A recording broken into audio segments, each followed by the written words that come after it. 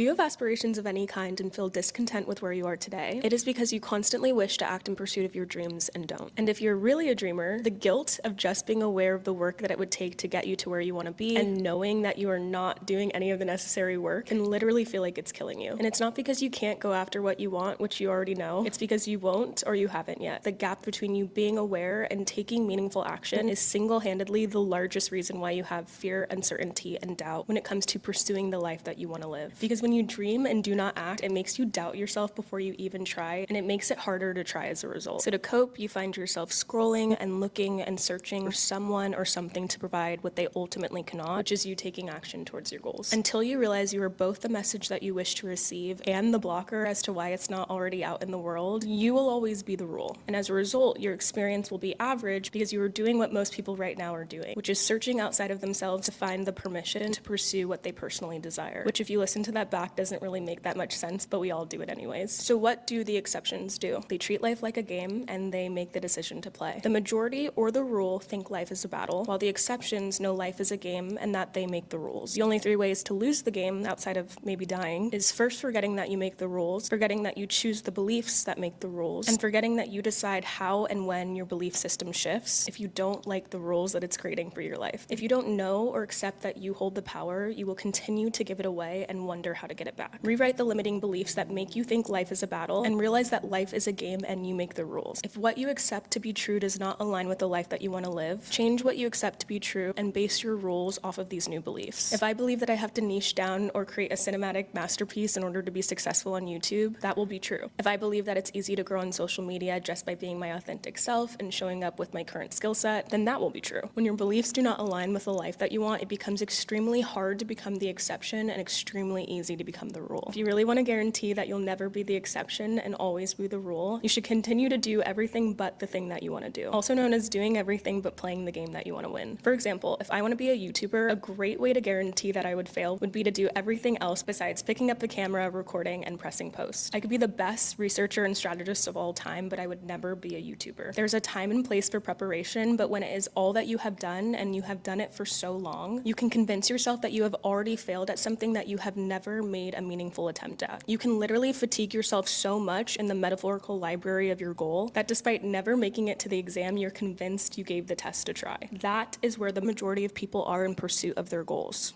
They're in the library. Therefore, one of the easiest ways to become the exception is simply doing the thing that you want to do, and in addition to that, being willing to do it for some time before expecting to see results. Our version of trying these days is 2 weeks when it needs to be more like 6 months at least. If you're not willing to do it for 6 months without positive feedback or immediate gratification, you're better off making peace with releasing yourself from the pressure of doing it, because it's the existing in the between that breeds that deep-rooted discontent. God willing, in 6 months, you will still be here. So you might as well be a little bit more closer to where you want to be and make use of the time, or at least that's how I like to think about it. When your willingness to take meaningful action over an extended period of time outweighs your desire for someone or something else to do it for you immediately, that is when you become the exception. Everyone that you look up to or aspire to be has been in the exact same places where you are today, going through a season just like the one that you're going through. And the only reason why they made it out on the other side is because they chose to keep playing the game. And when they didn't like the rules, they changed them by creating new truths to get behind so that they would have the momentum and alignment to keep going. Your cure for discontent, uncertainty, and doubt can either be action or it can be acceptance. The choice is ultimately yours, but please let this be the last day that you search for someone else to say what you need to hear in a different way, which is if you want to be the exception to the rule, you need to start and you need to take action. And no one, no matter how good their title is or how good their thumbnail looks, can do that for you.